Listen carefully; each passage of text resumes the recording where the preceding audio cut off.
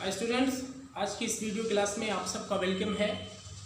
Students, आज हम बात करते हैं कि ऐसे सेंटेंसेस जिनके सेंटेंसेस में समय मिलता है, समय होता है, और उसमें जो समय होता है वो ये होता है कि जैसे सब्जेक्ट जो काम करता है उसके बारे में बताता है, लगता है नामक शब्द हो जाता है कि जैसे चाय पीने में 5 मिनट लगता है, आप कह दीजिए, ठीक है, या मुझे इंग्लिश याद करने में आधा घंटा लगता है, ठीक है, उसे खाना बनाने में 1 घंटा लगता है, ठीक है, मुंबई जाने में या मुंबई पहुंचने में 2 दिन लगते हैं, ठीक। तो इस तरह के लगते हैं नामक शब्द अगर आते हैं, उसमें समय की बात होती है, तो हम उसको कैसे ट्रांसलेट करते हैं, ठीक है, ये आज हम देखेंगे। जैसे समय लगने की अगर बात होती है तो समय किसी भी सेंटेंस में अगर समय की बात होती है तो उसमें इट आता है, कंपलसरी है, यानी समय वाले सेंटेंसेस को हम इट से स्टार्ट करते हैं। और लगना की अंग्रेजी होती है टेक, तो समय लगना इट टेक। अब वही प्रेजेंट इंडेफिनिट में है, समय लगता है तो इट टेक्स हो जाएगा। अगर वही बात आपकी पास्ट में है, इतना समय लगा, ठीक है, लगा करके है तो इट टुक कर देंगे हम, इतना समय लगेगा। फ्यूचर की अगर बात होगी तो इट विल टेक हो जाता है, वही बात क्लियर हुई कि नहीं हुई। तो ये इसका है स्ट्रक्चर, इस तरह से हम उसको ट्रांसलेट करते हैं समय लगने की जब बात होती है। तो आइए हम देखते हैं, हमारे पास जो पहला सेंटेंस है, मुझे स्कूल पहुंचने में आधा घंटा लगता है। आप कहते हो मुझे स्कूल पहुंचने में आधा घंटा लगता है, तो लगता है या लगते हैं आपने कहा है, तो प्रेजेंट इंडेफिनिट को डिनोट करा रहा है, तो हमने लिखा इट टेक्स, है ना। इट टेक्स किसे, me, it takes me, it takes me half an hour, आधा घंटा, हाफ एन आवर, ठीक है। कहां पहुंचने में, to reach infinitive the school, है ना। इस तरह से हम उसको ट्रांसलेट करते हैं। या ऐसे आप कैसे, it takes half an hour, अब यहां टू मी आप कह सकते हो, it takes half an hour to me to reach the school, यानी मी जब हाफ एन आवर के बाद में आएगा तो क्या आ जाएगा, टू उससे पहले हम ऐड करेंगे। यही तो होता है ना कि जब हमारे पास दो ऑब्जेक्ट होते हैं, जैसे टेक्स तो हमारा मेन वर्ब है, इसके बाद हाफ एन आवर आधा घंटा, और मी, ये दो ऑब्जेक्ट हमको मिल रहे हैं। मी का संबंध किससे है, लिविंग बीइंग से है, और हाफ एन आवर ये नॉन लिविंग बीइंग है। तो नॉन लिविंग बीइंग जब पहले लिखी जाती है और लिविंग बीइंग को बाद में हम लिखते हैं, तो उससे पहले हमें टू ऐड करना पड़ता है, ये रूल्स है इसका। तो इसका ये ट्रांसलेशन हो गया। अगर इसे कहो, आप कहो मुझे स्कूल पहुंचने में आधा घंटा लगा, आधा घंटा लगा, तो ये क्या हो जाता है, इट टुक हो जाता है। यहाँ पे टेक्स की पास्ट फॉर्म आती, टुक हो जाता है। या मुझे स्कूल पहुंचने में आधा घंटा लगेंगे या आधा घंटा लगेगा, ठीक है, तो इट विल टेक यहाँ पे हो जाता है। क्या हो जाता है, इट विल टेक, यानी फ्यूचर इंडेफिनिट होता तो विल आता और वर्ब की फर्स्ट फॉर्म आती टेक, यहाँ यस हट जाता है ना।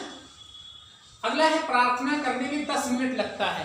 प्रार्थना करने में, प्रेयर करने में कितना लगता है, 10 मिनट लगता है। इट टेक्स 10 मिनट्स,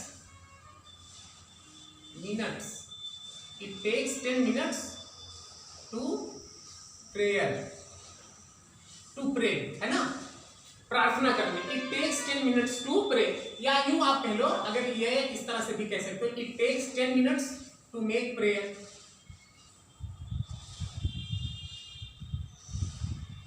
ये भी होता है ना। या लगेंगे अगर हो जाता है, मुझे प्रार्थना करने में 10 मिनट लगेंगे, तो इट विल टेक हो जाता है। प्रार्थना करने में 10 मिनट लगा तो इट टुक हो जाता है ना। चाय पीने में 5 मिनट लगता है, चाय पीने में कितना लगता है समय, 5 मिनट लगता है, तो it takes 5 minutes, 5 minutes to take tea. चाय पीने में 5 मिनट लगता है। अगर ये कहो उसे चाय पीने में 5 मिनट लगता है, तो इट टेक्स हिम आ जाता, या it takes 5 minutes to him होता है ना, इस तरह से। ये 5 है आपका, it takes 5 minutes to take tea. तो अगर आपका सब्जेक्ट होता मुझे चाय पीने में क्या लगता है, 5 मिनट लगता है, तो इट टेक्स मी, यहाँ मी आ जाता, जो आपका वो ऑब्जेक्ट बनता, मुझे 5 मिनट लगता है ना, 5 मिनट्स टू टेक टी। या उसी तरह से लगेंगे अगर हो जाएगा तो इट विल टेक हो जाएगा, लगा अगर है तो इट टुक हो जाएगा। नमाज पढ़ने में 15 मिनट लगते हैं, it takes 15 minute, 15 minutes, it takes 15 minutes to pay the नमाज।